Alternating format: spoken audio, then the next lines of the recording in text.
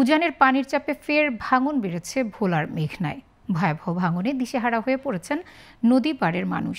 মাত্র দুদিনেই বিলীন হয়ে গেছে ১০০ মিটার এলাকা সহ ২০টি ঘরবাড়ি।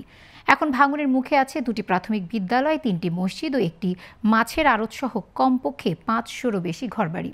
ভোলা থেকে মোহাম্মদ অনিক আহমেদের তথ্যচিত্রের ডেস্ক রিপোর্ট। ভোলা সদরের রাজাপুর ইউনিয়নের জোরখাল থেকে চর মোহাম্মদ আলী পর্যন্ত ৩.৫ কিলোমিটার এলাকা জুড়ে চলছে মেঘনার ভাঙন। হঠাৎ তীব্র ভাঙনে আতঙ্কিত নদী পাড়ের মানুষ।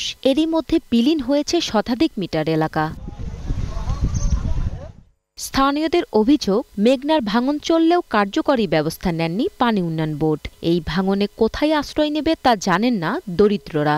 আমরা ২-৩ ভাঙা দিছি নদীতে, ২-৩ ভাঙা দেওয়ার পর এক জায়গায় এমন আস্তানা নিছি, নেওয়ার পর এমন যদি আবার নদী ভাঙে তাহলে আমরা কই থাকবো। নদীর স্রোত এই ব্লক থাকবে কি না থাকবে জানি না, কিন্তু এমন সিসি ব্লক না দিলে ভোলা রক্ষা হওয়ার কোনো সম্ভাবনা নাই। আমাকে বাড়িঘর নাই, নদীতে ভাঙ্গা হয়ে গেছে।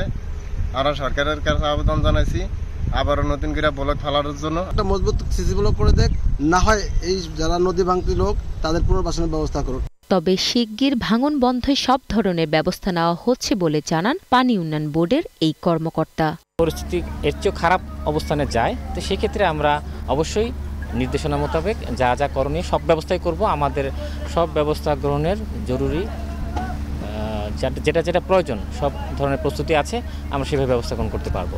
এক যুগে মেঘনার ভাঙনে বিলীন হয়ে গেছে ভোলার ৩৭ বর্গ কিলোমিটার এলাকা। টেকসই বাঁধ নির্মাণ করে ভোলাকে রক্ষার দাবি ভাঙন কবলিত মানুষের।